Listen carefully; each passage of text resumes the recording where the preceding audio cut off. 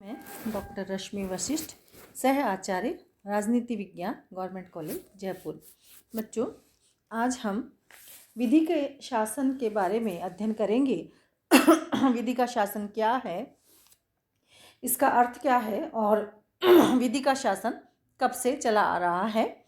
वर्तमान में क्या है, उदारवादी लोकतंत्र सबसे अधिक लोकप्रिय व्यवस्था है और सबसे अधिक मान्य राजनीतिक व्यवस्था है। इसलिए विधि का शासन और संविधानवाद उदारवादी लोकतंत्र के साथ सबसे अधिक घनिष्ठ रूप में जुड़ी हुई स्थितियां हैं। लेकिन पुराने काल में भी विधि के शासन प्रचलित था। अरस्तु के समय से लेकर आज तक राज्यों और सरकारों का अनेक रूप में वर्गीकरण किया जाता रहा है। लेकिन आज यथार्थवादी दृष्टिकोण के आधार पर राज्य व्यवस्था का अध्ययन करने वाले व्यक्ति इस बात पर बल देते हैं कि मूल रूप में तो राज्य और सरकार के केवल दो ही रूप होते हैं, व्यक्ति के शासन वाले राज्य और विधि के शासन वाले राज्य। एक राज्य में व्यक्ति का नहीं वरन विधि का शासन हो, शासक और शासित दोनों ही विधि के अधीन हो, शासक वर्ग को मनमाना आचरण करने की स्थिति प्राप्त न हो, विधि के शासन का मूल तत्व यही है। अर्थात सभी लोग विधि के अंतर्गत आते हैं और विधि का शासन ही सर्वश्रेष्ठ शासन है। फिलाडेल्फिया सम्मेलन के एक प्रमुख सदस्य अलेक्जेंडर हैमिल्टन ने सम्मेलन के प्रारंभिक भाषण में कहा था, यदि हम देवता होते तो शासन की कोई आवश्यकता नहीं थी। यदि हम पर शासन करने वाले देवता होते तो हमें शासक वर्ग को समस्त शक्तियां सौंपकर निश्चित हो जाते और शासक वर्ग पर कोई नियंत्रण लगाने की आवश्यकता नहीं थी। लेकिन समस्या ये है कि हम मनुष्य हैं और हम पर शासन करने वाले भी मनुष्य ही हैं। ऐसी स्थिति में पहले तो शासक वर्ग को शक्तियां सौंपनी होती हैं, जिससे शासक उसके द्वारा मनुष्यों की भीड़ को व्यवस्थित समाज का रूप दिया जा सके, तथा इसके बाद इस शासक वर्ग की शक्तियों पर नियंत्रण लगाने हेतु होते हैं, जिसके उसके द्वारा शासन की शक्तियों का दुरुपयोग न किया जा सके। विधि के शासन का वैचारिक आधार यही विचार है। कहने का अर्थ ये है कि जो शासन व्यवस्था जिन व्यक्तियों के द्वारा की जा रही है वे भी विधि के शासन के अंतर्गत आते हैं और जिनके ऊपर शासन व्यवस्था की जा रही है, जो व्यक्ति शासित हो रहे हैं, वे भी विधि के शासन के अंतर्गत ही आते हैं। प्राचीन भारत के राजनीतिक चिंतन और यूनानी राजनीतिक चिंतन से लेकर आज के युग तक अधिकांश विचारकों और दार्शनिकों ने इस बात का प्रतिपादन किया, बल दिया कि व्यक्ति के शासन की तुलना में विधि का शासन ही श्रेष्ठ है। राज्य के स्थायित्व, व्यवस्था और लोक कल्याण के लिए विधि का शासन एक अनिवार्य आवश्यकता है। विधि के शासन के बिना सभ्य और सुसंस्कृत जीवन की कल्पना भी नहीं की जा सकती है। विधि का शासन भारतीय और पाश्चात्य परंपरा में किस प्रकार से था, इस बारे में अब जानेंगे कि सत्ता का स्वभाव निरंकुशता की दिशा में आगे बढ़ना होता है। अतः राजनीतिक चिंतन का लक्ष्य सत्ता को इस दिशा में आगे बढ़ना नहीं वरन सत्ता पर अंकुश लगाना होता है। भारतीय परंपरा या प्राचीन भारत के जो राजनीतिक चिंतन है उसमें विधि का शासन कैसा था, ये भी हमारे लिए जान लेना बहुत ज़्यादा आवश्यक है। आचार्य भारद्वाज, विशालाक्ष, पराशर, नारद, भीष्म, मनु, कौटिल्य और शुक्र आदि प्राचीन भारतीय विद्वान ने राजनीतिक चिंतकों में सबसे अधिक प्रमुख हैं और इनका रचना काल है आज से हजारों वर्ष पूर्व का। फिर भी उसमें हमें संवैधानिक तंत्र और विधि के शासन के तत्व जो हैं वो दिखलाई पड़ते हैं। राजा को मर्यादित सत्ता ही प्राप्त होनी चाहिए, अमर्यादित सत्ता नहीं। भारतीय राजनीतिक चिंतन का मूल विचार और भावना सदैव ही यही रही है। मनु के अनुसार राजा का प्रमुख दायित्व प्रजा की रक्षा तथा राज्य का उद्देश्य लोक कल्याण है और मनु लोक कल्याण के इस लक्ष्य की प्राप्ति के लिए राजा को परामर्श दिया है कि वह मंत्रियों के परामर्श से शासन कार्य संचालित करे। इसी प्रकार कौटिल्य ने अपने प्रसिद्ध ग्रंथ अर्थशास्त्र में राज्य के सप्तांग सिद्धांत में स्वामी अर्थात राजा को सर्वोच्च शक्ति स्थिति प्रदान की है। लेकिन कौटिल्य राजा के आदेश को न तो कानून का एकमात्र स्रोत मानता है और न ही सर्व प्रमुख स्रोत। कौटिल्य के अनुसार कानून के स्रोत हैं धर्म, व्यवहार, चरित्र तथा राजा के आदेश। न केवल मनु और कौटिल्य वरन प्राचीन भारत के लगभग समस्त राजनीतिक चिंतन में विधि के शासन का प्रतिपादन किया गया है। विधि के शासन का प्रतिपादन पाश्चात्य राजनीतिक चिंतन में भी हमें दिखाई देता है। सुकरात विधि के शासन को राजनीतिक चिंतन की सर्वोच्च धारणा मानता है।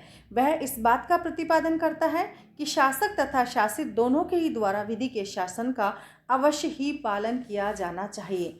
प्लेटो की जो शुरू की धारणा है, जो उसका मुख्य ग्रंथ रिपब्लिक है, उसमें वह दार्शनिक राजा की निरंकुश सत्ता का प्रतिपादन करता है, लेकिन युवावस्था की रचना रिपब्लिक से प्लेटो आदर्शवादी है की रचना में और प्रौढ़ावस्था के अंदर स्टेटमेंट और लॉज में वह एक यथार्थवादी विचारक के रूप में सामने आता है।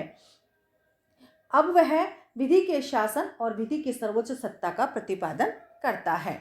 अरस्तु तो पाश्चात्य राजनीतिक चिंतन में विधि के शासन और संविधानवाद का जनक ही समझा जाता है। उसे तो इसका जनक माना जाता है। सर्वप्रथम विधि का सर्वोच्च समर्थन अरस्तु ने किया और उन्होंने कहा, ठीक प्रकार से बनाए गए कानून ही अंतिम प्रभु होने चाहिए।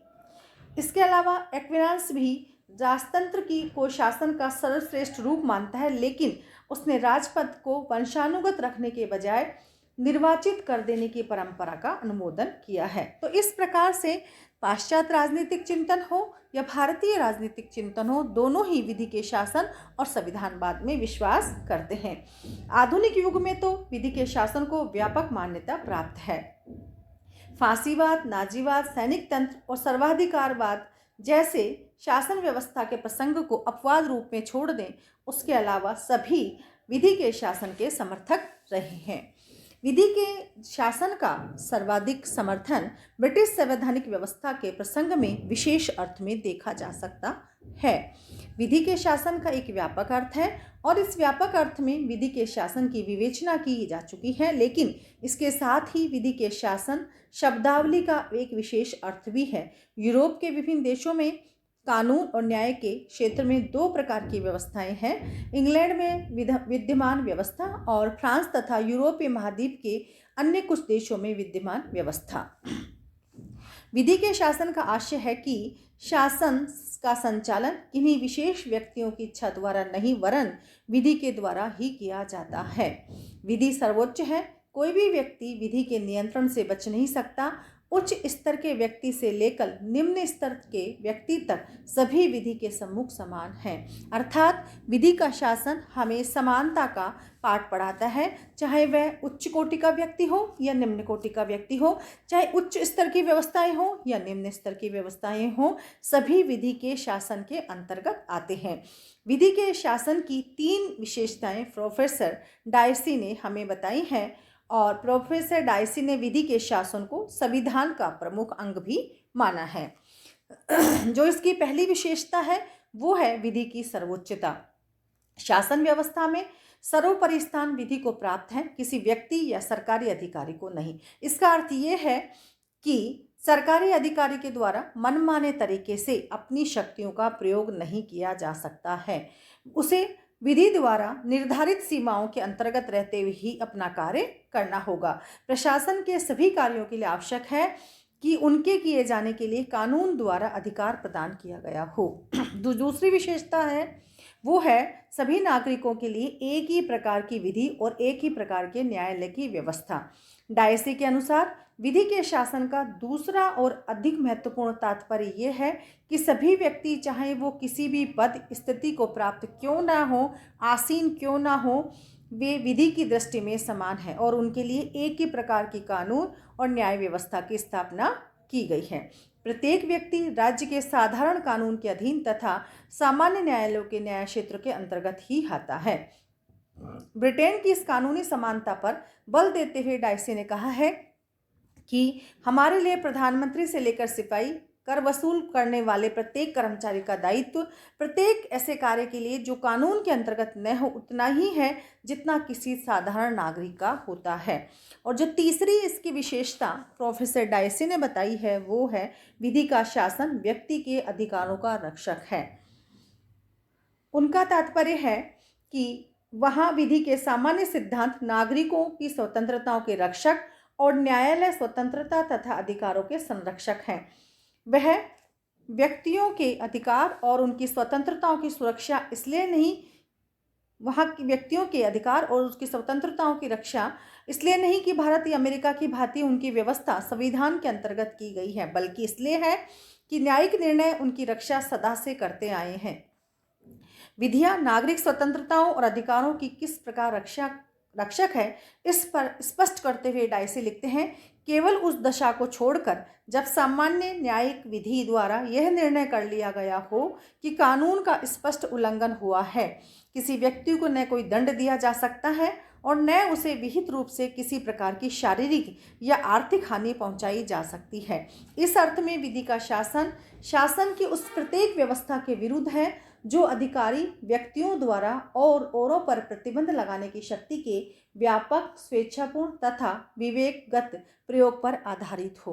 तो इस प्रकार प्रोफेसर डाइसी का मानना है कि विधि सबके लिए समान है, विधि ही सर्वोच्च है तथा विधि का जो मूल काम है वो है व्यक्ति के अधिकारों की रक्षा करना। इस प्रकार से सभी शासन व्यवस्थाएं विधि के शासन के अंतर्गत आती हैं। उनका विशेष जो कार्य है, उनका जो विशेष महत्व वो है कि व्यक्ति के अधिकारों की वे रक्षा करेंगे और उन्हें बनाए रखेंगे।